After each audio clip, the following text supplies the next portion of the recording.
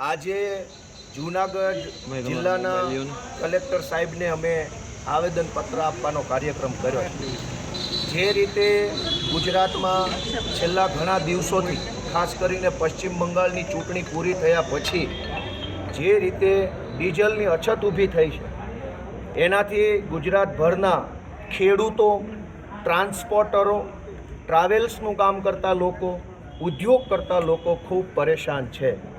ખાસ કરીને અત્યારે આ ખેતીની સિઝન ચાલુ થઈ છે, વાવણીનો સમય ચાલુ થયો છે.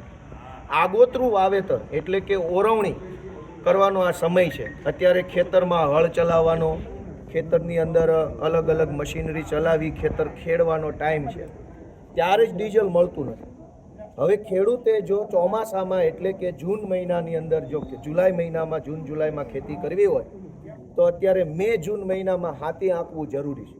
હાથી આંકવા માટે ટ્રેક્ટરમાં નાખવાનું ડીઝલ મળતું નથી. લાંબી લાંબી લાઈનો લાગી, ગુંડાઓને મળે છે. કોન્ટ્રાક્ટર જે હોય ભાજપના એને ડીઝલ ખાનગીમાં કાળાબજારીઓ મળે છે, માથાભારે માણસોને મળે છે. સીધા સામાન્ય ખેડૂતોને ડીઝલ આપવાની પેટ્રોલ પંપ ઉપર ના પાડી દેવામાં આવે છે. ભાજપનું સેટિંગ હોય તો ખાનગીમાં મળે, સેટિંગ ન હોય તો ડીઝલ ન મળે. હવે ડીઝલ જેવી જીવન જરૂરી વસ્તુ માટે પણ ભાજપનું સેટિંગ કરવું પડશે. કલેક્ટર સાહેબને અત્યારે અમે આવેદનપત્ર આપ્યું છે જૂનાગઢ જિલ્લામાં કે તમામ ખેડૂતોને અત્યારે ખેતીમાં જરૂર પૂરતું ડીઝલ મળે એના માટે થઈને પ્રયત્ન કરવો જોઈએ. એક વિનંતી એ પણ કરી છે કે અનેક લોકોએ ડીઝલની સંગ્રહખોરી ચાલુ કરી છે, ખાસ કરીને ભાજપના માણસોએ અને માથાભારે માણસોએ. એમને સેટિંગથી એ લોકોએ ટીપણા ભરી લીધા છે. જનતાને ખબર છે કે કયા ગામમાં કયા માણસે ટીપણા ભરીને રાખ્યા છે. ફરિયાદ ક્યાં કરવી? મેં કલેક્ટર સાહેબના અધિકારી જે હોય એને વિનંતી કરી છે કે ભાઈ હેલ્પલાઇન નંબર જાહેર કરો કે જે ખેડૂતને ડીઝલ ન આપવામાં આવે એ હેલ્પલાઇન નંબર ઉપર ફોન કરી શકવા જોઈએ.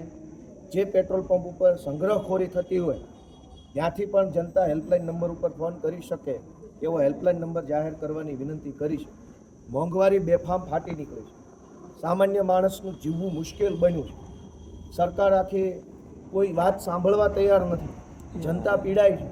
હમણાં દૂધના ભાવ વધ્યા, પેટ્રોલ ડીઝલ તો મળતું જ નથી. હમણાં ફોનના વચ્ચે, લાઇટના ભાવ વચ્ચે, બાળકોની ફી વચ્ચે, દવાખાનાના બિલ વચ્ચે તો જનતાએ જીવવું કેમ?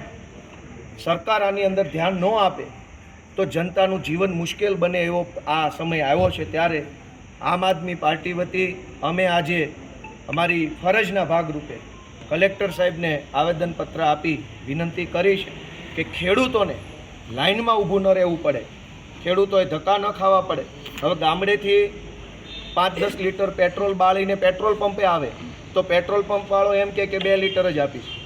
5 લીટર પેટ્રોલ બાળીને ટ્રેક્ટર લઈને તો પંપે આવ્યા તો પંપે આવ્યા એટલું પેટ્રોલ પંપવાળો ના આપે અને માથાભારે માણસોને મળે, સેટિંગ વેળાઓ એને મળે, આમ જનતા ન મળે. એટલે આ પરિસ્થિતિ બદલવા માટે થઈ અને અમે આજે આવેદનપત્ર આપ્યું છે. આશા રાખીએ કે જૂનાગઢ જિલ્લામાં આ ડીઝલની જે કંઈ તંગી અછત છે એ દૂર થાય અને ખેડૂતોને સમયસર ડીઝલ મળવા લાગે.